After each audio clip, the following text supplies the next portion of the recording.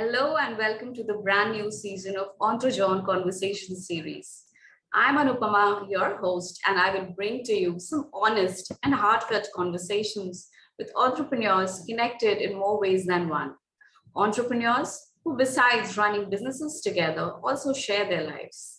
This season will be all about discussing the mental challenges and struggles of couple entrepreneurial teams embarking on their journey of running a successful enterprise. We have with us Mr. Arjun Vaidya, accompanied by his better half, Trisha, who were the founders of Dr. Vaidya's. While Arjun is an active angel investor, venture capitalist, and mentor to brands in India's startup ecosystem, Trisha has been a former CEO of Dr. Vaidya's and built it into India's largest Ayurvedic brand online.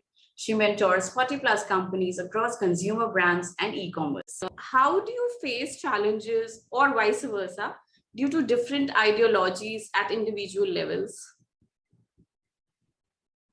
Yeah, look, I think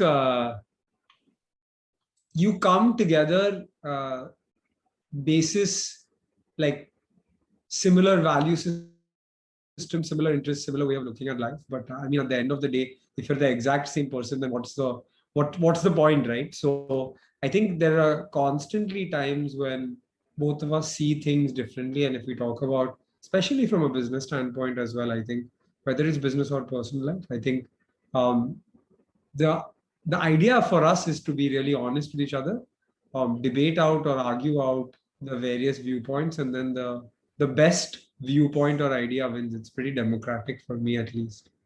Okay. What do you think? No, I agree. I think if we were the same person who always had the same thought, it might get a little boring and monotonous. And at times you do need a diverse personality or a diverse opinion when you're trying to do things. So yeah, I think we both know where we are the experts in. We've been together for a couple of years now. But it was like an impasse, like we're just not coming to a conclusion, then I would always say my wife is right. Of course you would. Of course you would. That's always the case. The wife is always right. Partners in life to partners in business. Did this bring about any positive or negative changes to your personal relationships per se? I think for sure, I think positive a lot more, to be very honest. I think we both were relatively young when we started the business. And so we grew during that time together. I think running a business can be is very stressful and really takes a toll on your life. So I think, honestly, if Arjun was doing it and I wasn't part of the journey, I think that may have actually had a negative impact on our relationship, because I may have not been able to understand why the 18, 19 hours together, right? What was the obsession about? I probably wouldn't have been able to understand it as a little bit of an outsider. So I think that was a huge advantage. I think, the 4.5 years that we kind of built the business together is also the prime years in which we grew up. So I think from a personal and professional perspective, I think for us, it worked really well. But there is one negative, and you have to be sort of honest about that negative. And that's that really there is no work-life balance. It's a work-life merger, right? Because at the end of the day, if something needs to be done for the business and it's 12 at night, like you'll get that thing done. And because you spend so much time together, there are no boundaries between work and home. A lot of people say they're able to maintain those boundaries. At least for us, we are not able to maintain those boundaries. Yeah. You bring me to my very next question. That how do you ensure that you draw those lines and boundaries where these office boardroom conversations are not dragged into your home living rooms? And is it actually practically possible to draw these lines, or is it actually impossible as a couplepreneur? Possible. I don't think so. Like we tried very hard. Maybe like half of Sunday, no work. That's the max we could get to. But it's not like you get to dinner and then you're like, hey, no work conversation, no discussion of work like that. That's actually practically, it's not so easy, to be honest. So I'm sure other people have been able to do it more successfully than us, but we couldn't. Also, I think we both come from very entrepreneurial families. So in general, like dinner table conversation could be about what each one's doing, right? So, and that comes up naturally. But we we had like our cousins, family telling us, it's so important, you all should take some time out, go for date nights, can't just be obsessed about work. And I think date nights was not something. If we had a date night, it would be at home trying to catch up on sleep or maybe trying to watch a movie. But I don't think we ever figured that balance out, to be very honest. Exactly my point as well. So I'm sure your professional life gives you a lot of stress and burden alongside. So what are your go-to mechanisms during these difficult and stressful times that you have? And how do you engage in your de-stressing activities and ventilating mechanisms that you have? Yeah, I think that's a really important thing to do. And I think each person has to find what they want to do, right? So for me, it was playing a sport, going for a run, going to the gym, doing my podcast. That was my de-stress mechanism, watching a documentary. For her, it was different things, right? And so each person has to find their own way to take their own time to do what they enjoy, to relax the mind, recharge the batteries, etc. But I think on that, at least, that part of it, we had our own separate things that we had to do. Yeah. It was not like we did the same thing there to de-stress. So at any point in life, did success or setback affect your personal peace and harmony? And how did you get out during that situation? Any specific incidents that you remember and would like to share? I'm sure there are many, but I think what happens is the other disadvantage is that if you've had a bad day at work, it's typically both have had a bad day at work, right? So you kind of, in another scenario, you come home to a fresh face, to someone who's not been there part of your bad day, and maybe they can kind of cheer you up. Whereas in our case, it would be like bad day coming home to, from work to home as well. And there were days that, we were both extremely stressed, had terrible days, and were probably like not the nicest to each other either, and took it out on each other, right? Because that's what you do as a couple. You kind of vent to each other, and at times you don't mean to, but you take it out on the other one. So yeah, we definitely had that. We probably both sulked as well. Eventually one of us probably calmed down a little earlier and made up or tried to find the positivity or find the good side of it, or say that it's going to pass, this will get better. But yeah, it happens. You don't want to take it out on the other one, but at times you do, is the truth of it.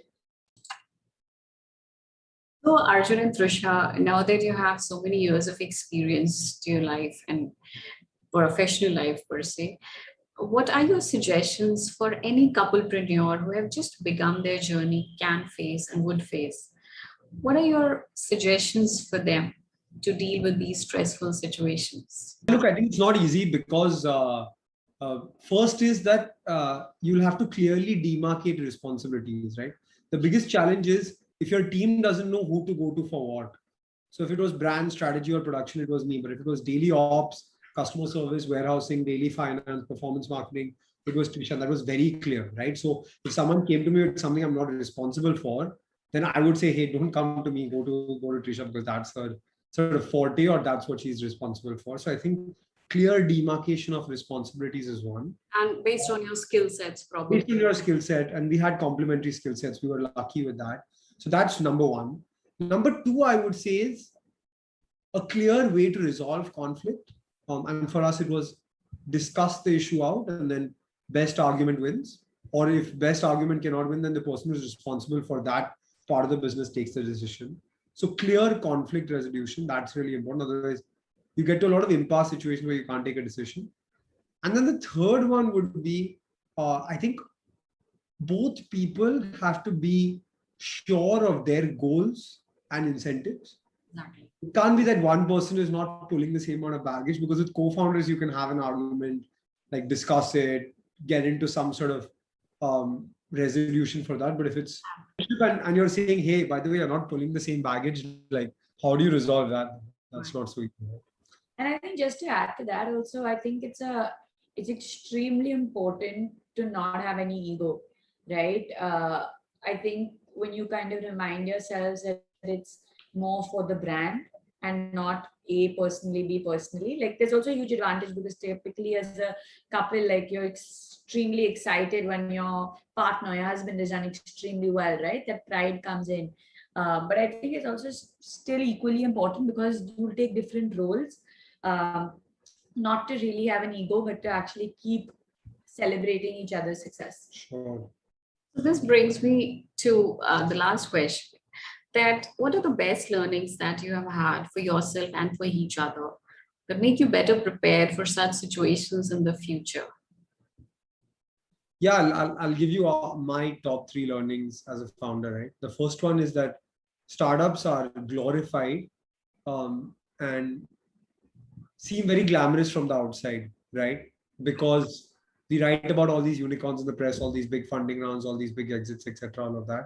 But if you dig deeper, actually, a lot of that starts with a lot of failure and a lot of not so many things going for you. And so having enough grit and resilience to fight the tough times in the roller coaster ride that's a startup, that's number one big learning for me. That's the key hallmark of any good founder, fighting failure with grit and resilience. Number two, you can't do it alone. You may think that you are the 2 or 3 co-founders who are super sharp, but 2 into 16 hours a day is equal to 32 hours of work. But 8 into 10 is equal to 80, right? And so you cannot grow or compound your business scale without an empowered team. And we didn't do that early enough at Dr. Vaidya's. We took a while to figure this one out. And the last one is you can't be half in with entrepreneurship. So either you're in or you're in, or you're out or you're out. My dad used to keep saying you can't be slightly pregnant with entrepreneurship. And so I see a lot of young people say, hey, I'm doing this startup on the side with my job and my startup is good, I'll quit my job. But you can't build something of scale if you're half in, right? And so entrepreneurship is a full-time job to build a highly scalable venture. I think from my experience, those were my 3 key learnings. Wonderful. And Trisha, what about you? I'll add to those, maybe a little bit different set. But I think one thing that personally I learned, and I think we both learned this actually the hard way, was at times when you're really worked up, it's the worst time to make a decision, right? So if you are actually really worked up, really irritated, really frustrated, don't make any decisions. Actually take some time, cool down, and then make a little bit more balanced decision. I think that's one. 2 is it's a tough journey. You become, literally it becomes firefighting every day. So you need to keep reminding yourself of why are you doing what you're doing? What is the love for it? What is the passion for it? Otherwise, honestly, waking up and going into work every day will be hard. Another thing that I learned would be 2 things actually quite connected is respect, right? Ensuring that amongst your team, amongst your co-workers, and it doesn't matter according to me the levels within the company. That was one thing we were very clear about, that it doesn't matter if you're a office boy to a cleaner to the CMO CEO, the respect had to be equal. And I think that really helps and motivates people. And in addition to that is, I think, like Arjun said, right, you can't just 2 people build it. You need a team, but you need a team who's equally bought into the vision and bought into the thought that they don't look, oh, it's a 9-to-5 job, right? They actually believe in what they're doing and want to be part of the success story or part of the growth, they actually believe in the brand. So I think inculcating that also and making sure, therefore, you hire the right people is extremely important. Thank you so much, Arjun and Trisha. I think not only me, but a lot of our viewers today would have gained a lot of insights from your experiences. And we're really, really thankful for your valuable time that you gave to us today. And we'll just hope for the very best for you both in future. Thank you so much. Thank you so much. Thank you for having us. Take care. Thanks, Arjun. Thanks, Trisha. Bye. Bye, guys. Thank you all for tuning in. If you liked today's episode, please like, share, and subscribe to our channel.